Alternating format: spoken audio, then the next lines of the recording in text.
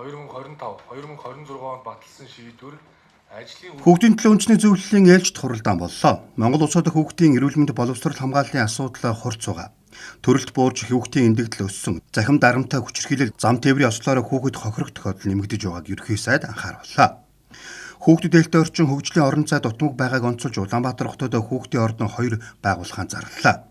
Сүхбаатарын талбайн баруун тал Улаанбаатар хотын захиргааны байрыг хүүхд хөгжлийн ордон болгож хүүхдийн төлөө сангийн 7 тэрбум төгрөгөөр засварлана. Монголын хүүхдийн ордны 2 өдөртмөн үйл ажиллагааг Монголын хүүхдийн ордны захиргаа хариуцсан. Энэхүү ордонд шинжлэх ухаан, гадаад хэл, урлаг, соёл, технологи, инновацийн бүтээлч сэтгэлгээг хөгжүүлж, мэдлэг чадварт суралцаж дэлхийн Монгол хүнийг бэлтгэх орон зайг нээн гэдгийг засгийн газрын тэргүүн тодтоглоо. Нийслэлийн энэ төслүүдийн жагсаалтанд 5 одтой буудал барина гэд энэ захиргааны байрыг хийх гээд байж ирсэн. Би бас ярихгүй юм байсан учраас дуугаа байсан учраас наад нийслэлийн чинь тэр ногоон дээвэртэй засаг захиргааны барилга чинь буудал болох гэж байгаа юм байл. Шийдсэн байлээ нийслэлч.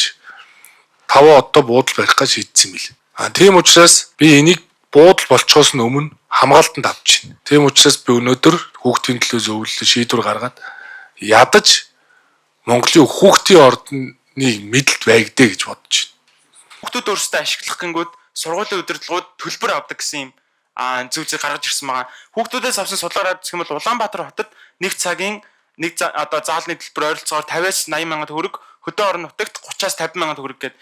Энэ ингээд 3-4 цаг болонгууд хүүхэд төлөхөд хэцүү ийм том зардал үүсдэг. Үндэсний компаниуд баялаг бүтээгчтэй нийгмийн хариуцлагын дагуу сайн үлсээ өрнүүлж хүүхд хөгжлийн ордонд сургалтын өрөө танхимд огжуулж өөрсдийн нэрэмжит болгож хүүхдийн сурах орчныг бүрдүүлэхэд оролцохыг ерөнхий сайд уриаллаа.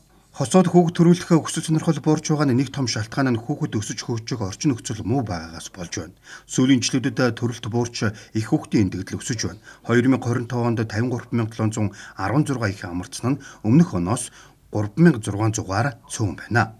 Өсвөр насны охидын төрөлтөө номхон далайн бүсийн дунджаас 12.5%-аар өндөр байна. Объектууд бол зүүнсэндээ бол томчуудын гарт орсон. За энэ дээр бол ерөөсөө олон улсын найрамдал лагер хүүхдийн ордонтой хоцорсон. Өнөөдөр бол олон улсын найрамдал лагер хүүхдийн ордон 2 бол ажиллаж байгаа.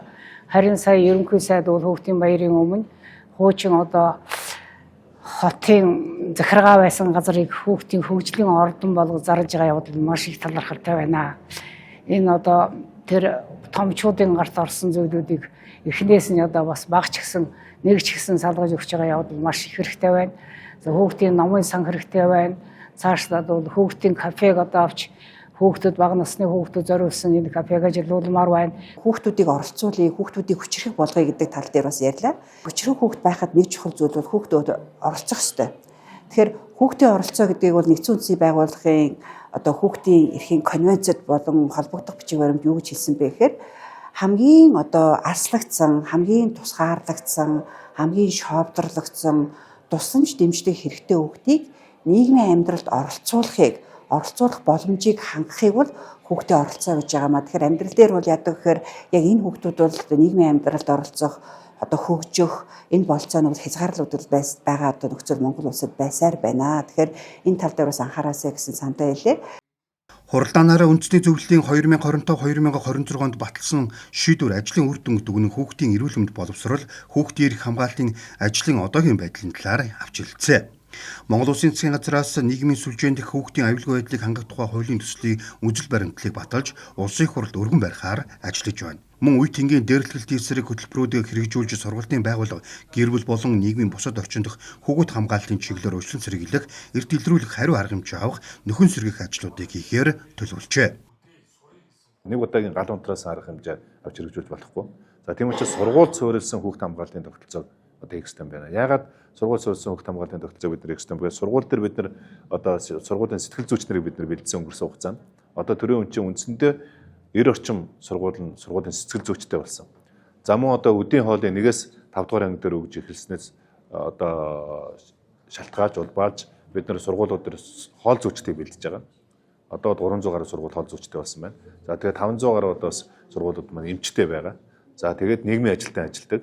За ингээд яг сургууль дээр ажиллаж байгаа сэтгэл зүйч, хоол зүйч, эмч, нийгмийн ажилтан. За мөн би бас өнгөрсөн хугацаанд гэр бүл Өдөрт нийгмийн хамгааллын сайдаар ажиллаж байхдаа энэ хүүхд хамгааллын тухай хуулийг хэрэгжүүлэх ажлыг бас гардаж хийж одоо өнөөдөр Монгол Улсын 330 сум 170 орон дээр бол ямар ч байсан хүүхд хамгаалал гэр бүлийн нийгмийн ажилтнтай болсон.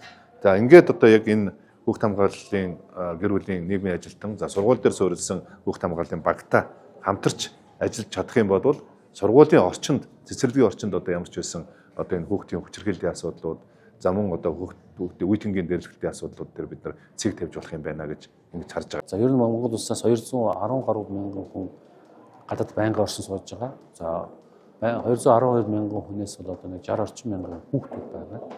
За тэр хүүхдүүд маань одоо гадаадд амьдарч байгаа их хилээ мартаж байгаа, их түүхээ бас мартаж байгаа. Энэ асуудалтай холбоотой сайн гадаас холбогдох арга хэмжээ авахар одоо бэлтгэлдээ орууллаа.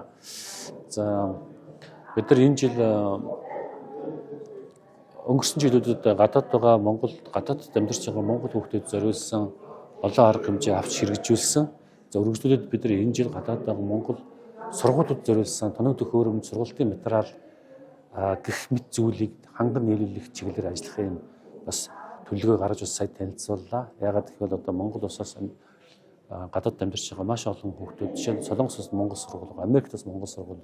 За бид мэдээж энэ Монгол Улсын хүүхд хамгааллын хууль томжийн хэрэгжилтийг хангуулах энэ зайлшгүй шаардлагатай байна. Салбар дундуулна аймаг нийслэлийн засаг дарга те одоо хүүхдийн зөвлөлийн одоо удирдлагууд гишүүд бас энэ одоо хуулиар хөвлөсөн үүрэг хэрэгжлээс хангалтгүй байна гэдэг зүйл нь сая боловсролын сайд болон хүүхдийн байгууллагын дарга нарын мэдээлэлээр гарлаа л да. Тэгэхээр энэ одоо ажлын хүрээнд нутгийн захиргааны байгууллага гэмтрээс урьдчилан зэрэглэх ажилд бас өөрөөр оролцоотой байна. Хүүхдийн төлөө зөвлөлөө хуралдуулах, хүүхд ээлтэй шийдвэр гаргах, за мөн одоо хүүхдийн хууль зүйн хороор хуралдуулах, гэмтрэг үйлцэн хүүхдүүдийн асуудал авч шийдвэрлэх, урьдчилан зэрэглэх ажлуудыг зохион байгуулах ийм шаардлагатай байна. Нийслэлийн цэцэрлэгийн тамирын газартай хамтран нийслэлийн сургуулиудын орчныг бүрэн камержуулах ажлыг 2 жилийн хугацаанд бүрэн хийж дуусгахаар ажиллаж байна. Монгол улс 1,311,769 хүүхэдтэй энэ нь нийт хүн амын 36.2%-ийг эзлэж байгаамаа.